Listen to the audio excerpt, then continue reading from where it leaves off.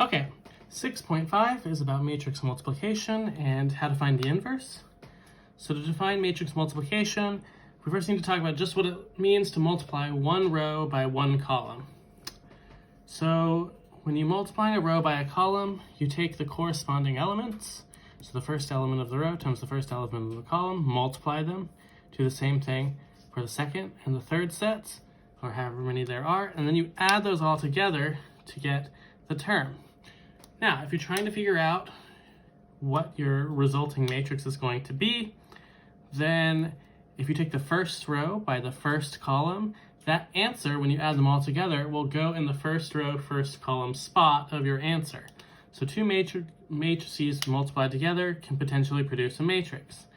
Now, in order for this to work though, there has to be the same number of elements in the number of rows as the number of columns here. So that means that the number of columns, which there's 3 in this one, has to be the same as the number of rows here. Which means that if you have like a 3 by 2 matrix and a 2 by 4 matrix, if these inside two numbers match in sizes, then you can multiply them and your result is the outside 3 by 4 matrix.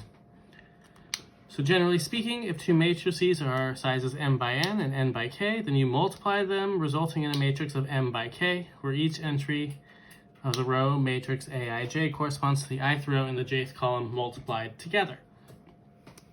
The easiest way to check if multiplication is possible is to write and see what size the resulting matrix will be, is to simply write out the size. If the insides match, again, they can be multiplied and the result will be the outside numbers. So can you multiply 2 by 3 matrix by 3 by 5 matrix? Do the insides match? Then yes. And the answer will be 2 by 5. So let's see how to multiply some of these. Find the following products if possible. Here we've got 2 rows by 3 columns. Here we've got 3 rows by 2 columns. Can they be multiplied? Yes. The insides match. And the answer should be 2 by 2. So to find the first entry, we're going to take the first row times the first column. So -3 times -6 plus 4 times 2 plus 1 times 3, which is 18 plus 8 plus 3, which is 29. Take row 1 times column 2. So here we have -3 times 4 plus 4 times 3 plus 1 times -2. That's -12 plus +12, which is 0 plus -2. Now we've done row 1 times both of the columns. Now we do row 2 by both of the columns. Row 2 times column 1 is now 5 times -6 plus 0 times 2 plus 4 times 3. That's -30 plus 0 plus 12, which is -18. And then row 2 times column 2 is 5 times 4 plus 0 times 3 plus 4 times -2, which is 20 plus 0 minus 8, so it's 12. What do I do with those? Row 1, column 1 goes in the 1, 1 spot, so the top left, 29. Row 1, column 2 goes in row 1, column 2. Row 2, column 1 goes here. Row 2, column 2 is the bottom right corner in our 2 by 2. So this is the resulting matrix when you multiply these together. Now, let's talk about B. B is a 2 by 3 matrix times a 2 by 2 matrix. If the insides do not match, you cannot multiply. So you can just say it's not possible. So matrix multiplication, depending on the size of the matrix, can be relatively large, but it's not super difficult to do. It's a little tedious, kind of like systems of equations. When 3 variables, sometimes it can be tedious, but if you follow the steps, the process, it's not that hard. Okay, so Sometimes you can multiply two matrices in one way, like the 2 by 5 and the 5 by 3 can be multiplied that way, but they can't be multiplied the other way. So sometimes they can only be multiplied one way.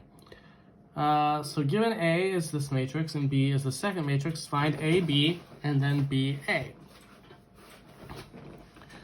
Okay, so the question is, can we do AB times BA? Yes, because it doesn't matter the order, the insides are going to match, and the answers are going to be 2 by 2.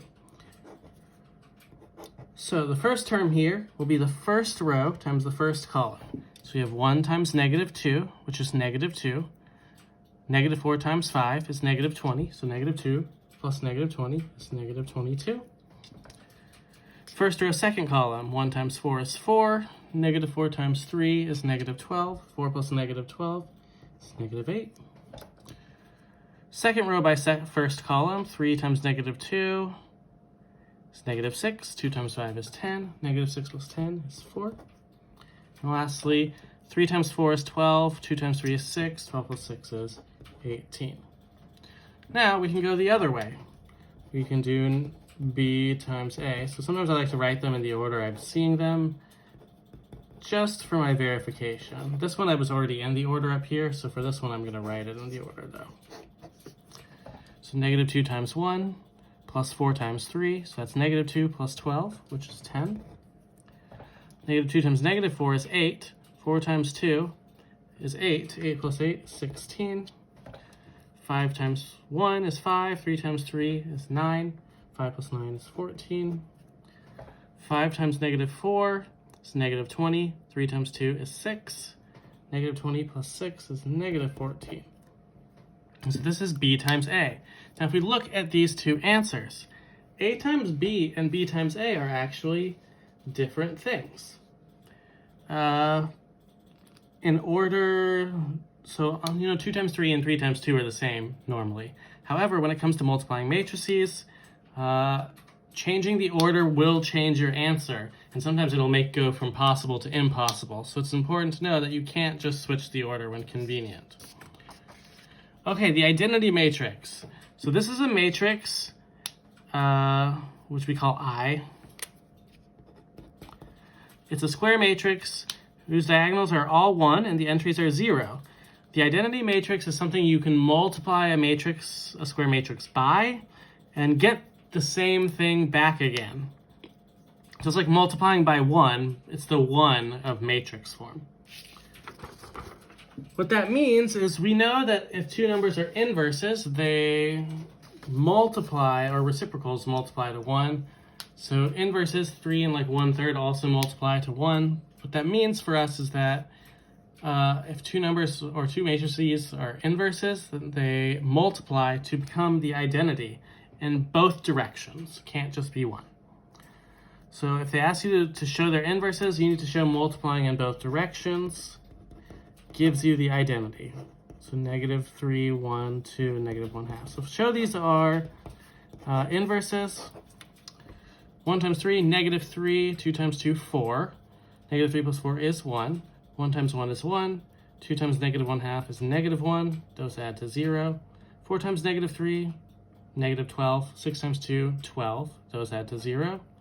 And 4 times 1 is 4. 6 times negative 1/2 is negative 3. 4 plus negative 3 is 1.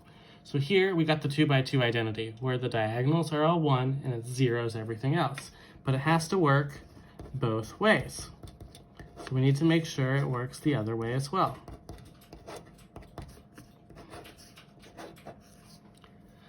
Negative 3 times 1 is negative 3. 1 times 4 is 4. When you add them together, you get 1.